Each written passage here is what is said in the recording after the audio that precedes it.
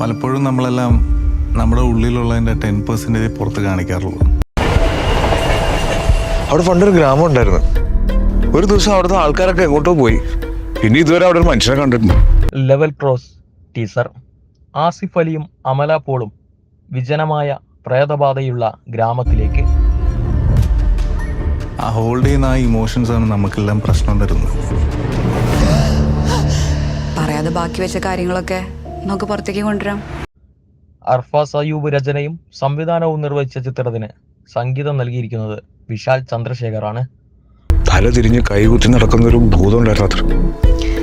എനിക്ക് ഭൂതങ്ങളെയൊന്നും പേടിയില്ല, മനുഷ്യന്മാരെ പേടിക്കും.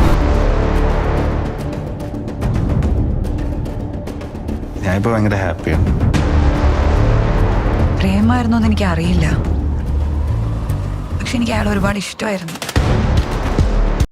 ആസിഫ് അലി, അമല പോൾ, ഷറഫുദ്ദീൻ എന്നിവർ പ്രധാന കഥാപാത്രങ്ങളെ അവതരിപ്പിക്കുന്ന മലയാളം ചിത്രം ലെവൽ ക്രോസിന്റെ ടീസർ ശനിയാഴ്ച നിർമ്മാതാക്കൾ പുറത്തിറക്കി.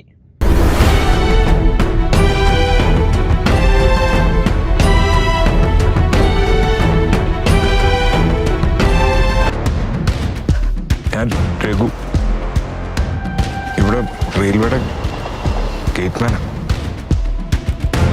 ഇവിടെ ഞാൻ ഒറ്റയ്ക്കാണ് താമസിക്കുന്നത്. ഇവിടെ ആരും വരാറില്ല. ചിത്രത്തിന്റെ രചനയും സംവിധാനവും നിർവഹിച്ചിരിക്കുന്നത് അർഫാസ് അയ്യൂബാണ്. ടീസർ ഒരു മരുഭൂമിയിലെ ലെവൽ ക്രോസിംഗ് കാണിക്കാൻ തുടങ്ങുന്നു. Then there is only one way to go now. അതിനടുത്തായി ഒരു വിജനമായ ഗ്രാമം കിടക്കുന്നു. ഒരു ദിവസം ഗ്രാമവാസികൾ എന്നേക്കുമായി സ്ഥലം വിട്ടു. ആസിഫിന്റെ കഥാപാത്രം പറയുന്നു. ആളുകൾ നഗരത്തിൽ തലകീഴായി നടക്കുന്ന ഒരു പ്രേതത്തെ എങ്ങനെ കണ്ടുവെന്ന് കൂട്ടിച്ചേർക്കുന്നു.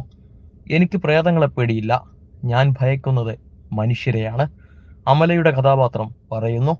ഷറഫുദ്ദീന്റെ കഥാപാത്രത്തിന്റെ ഒരു ഷോട്ട് ഉൾപ്പെടെ ഈ ത്രില്ലറിന്റെ ദൃശ്യങ്ങൾ നമ്മൾ പിന്നീട് കാണുന്നു. അഭിഷേക് ഫിലിംസിന്റെ ബാനറിൽ രമേശ് ജി പിള്ള നിർമ്മിക്കുന്ന ഈ ചിത്രം ജീത്തു ജോസഫാണ് അവതരിപ്പിക്കുന്നത്. പ്രൊഡക്ഷൻ ബാനറിന്റെ ആദ്യ മലയാളം പ്രോജക്റ്റ് ഈ സിനിമ അടയാളപ്പെടുത്തുന്നു എന്നത് ശ്രദ്ധേയമാണ്. കൂടാതെ മോഹൻലാലിനെ നായകനാക്കി ജിത്തു ജോസഫിന്റെ വരാനിരിക്കുന്ന ചിത്രമായ റാമും അവർ നിർമ്മിക്കുന്നു എന്നതാണ് ശ്രദ്ധേയം.